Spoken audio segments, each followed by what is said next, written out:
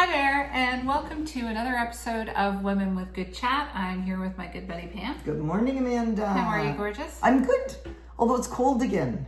I know. It's like, if you're not sure about the weather, just wait a few minutes, because it's going to change in Toronto. It's going to change. How much hail can you have? And then sunshine, and then rain, and then, snow again. Anyway, so today we wanted to discuss declining capacity, which sounds horrific. Yeah, now that you said that, do we really want to discuss our declining capacity? That is. All right, but we do. We want to We're discuss not it. talking about stuff. We're just talking about declining physical capacity in terms of being able to do your day-to-day things, your chores, your exercise, whatever it is.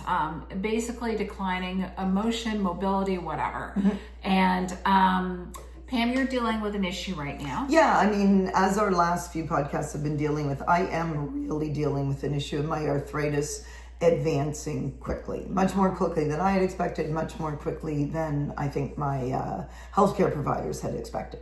So what that's really meaning is that I am facing pretty rapidly a decline in my capacity to do a number of things. How far I can walk, how comfortably I can walk, if I'm going to be able to get back to really hiking again, and that sort of thing. So it's been something that's on my mind a lot, and I think it's something that other people our age are dealing with. Yeah, no, definitely. I have a very physical job, as I've mentioned before, and I've always had lower back issues, and it kind of comes and goes, but it's always kind of there. But it's kind of bad again. And I also had a foot thing not too long ago, which I think I mentioned. And so, all these little things start creeping up, and your body is less and less able to repair as quickly. Yes. And so it's the whole, I guess, umbrella, if you will, of how you deal with all these things. And you were talking about a rheumatologist, physio, like a real umbrella. I know. I feel like I need a whole health team these days just to be able to walk down the street, right? Like, do I need 9 professionals? I apparently need 9 professionals to keep going with this. You're practically a movie star. I know. There you go. I got my people. Around me. But I think one of the real challenges is trying to figure out how mentally and emotionally you think about the declining capacity. Yeah. And I think that's a combination between kind of walking a middle path between realizing it's happening, accepting it's happening, but fighting kind of some of the, I don't want to say despair, but certainly some of the, a bit of the depression, a bit of the sadness, etc., that comes with that.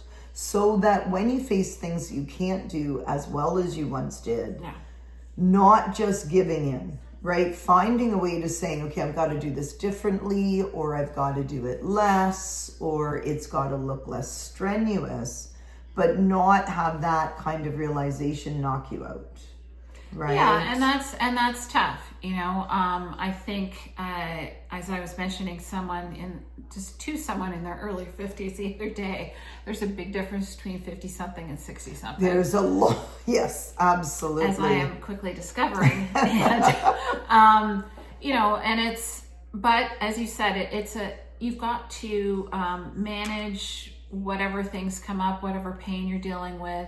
Make sure you're on top of it. Google what you can carefully, and seek, professionals in the healthcare system. But also try and keep a positive attitude, which I know is easier said than done. And I find that I'm flip-flopping on that a little bit right now because I am dealing with pain, and pain can be really crushing mentally.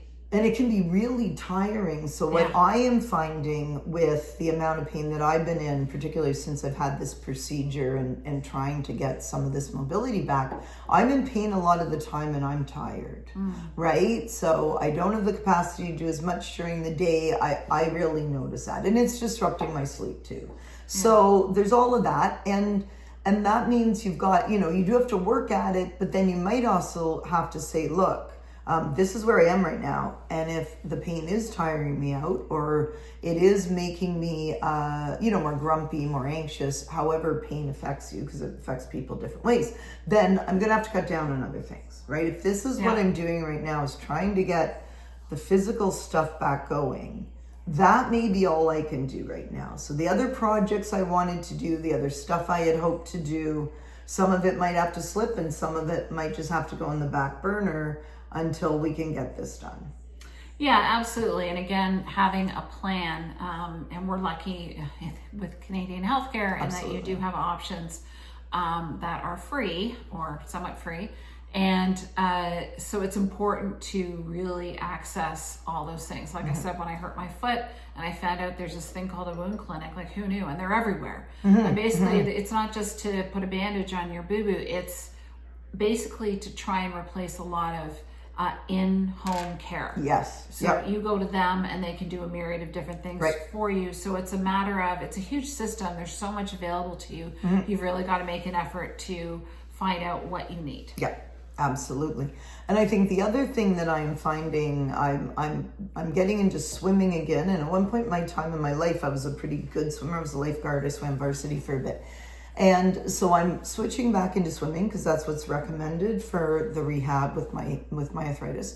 And I'm facing also a diminishing capacity there because that's something I used to be able to do pretty easily and pretty well. Yeah. So here I am back in the pool after a number of years, and I'm in the pool and I'm not the swimmer I once was. So again, you're facing that realization that, I'm not 35 anymore. I can't just come back, either to my yoga or to my swimming or to my running, anything like that where I used to be. So I've kind of got to take it where you are now and try to go forward from there. Not constantly be having that look in the rear view mirror of, I used to do 3 times as much.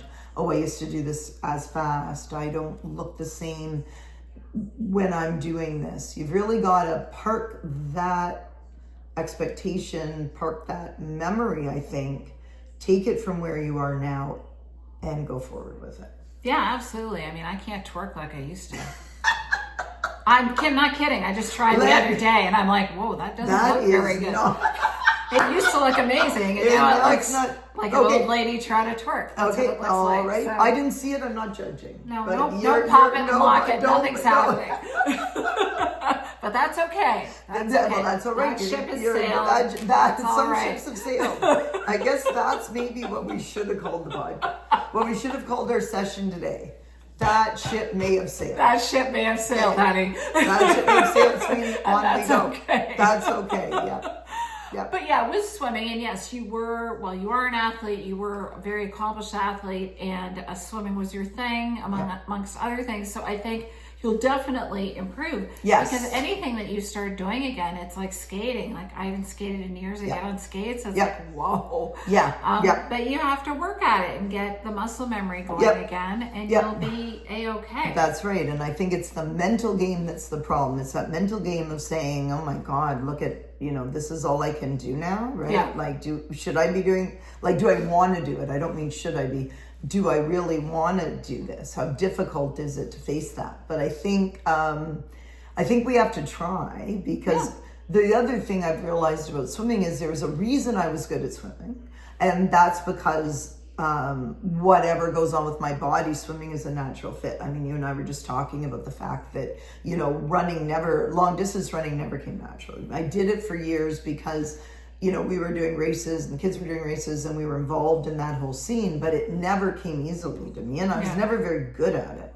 Swimming, on the other hand, I mean, there's a reason to go back to it, partially because, one of the reasons I was good at it is that it's a very natural thing for me. So that's a good thing to know that was something positive. That's positive. Something my body likes, my body enjoys doing, feels good when I'm doing it. So So that's a good side. And Inside again, it absolutely. And what you need to do when you're trying to either get back to something or start something new, no matter what age, but especially at our age, is go back to your community. Yes, Your family, your group of close friends, and get some support. Absolutely. Create a little, I'm the queen of spreadsheets, create a little spreadsheet. And it's like, I swam for half an hour today and I did all this and I looked cute in my swimsuit. And that's, those are all awesome things. Real life. Real life. Real life. It's all live, folks. Nothing rehearsed here. But that's, you know, again, the Women with Good Chat community, we're here to support you. We appreciate your support. Reach out to people who can be supportive, and keep trying. You know, Yeah, little keep trying. milestones are important, Absolutely. so don't give up. Absolutely. Any last words of wisdom? Nope, just, you know, as I say, that ship may have sailed, but maybe another one's coming in. One's on the horizon. There's no this more one's popping and coming locking. in. There we go. But, you know, maybe I can waltz. Who There you go. knows? Maybe, yeah, there you go. There you go. All right. Well, thank you so much once again for joining us on Women with Good Chat. We love having you. Please drop your comments below, and we will see you next time on Women with Good Chat. Chat Then.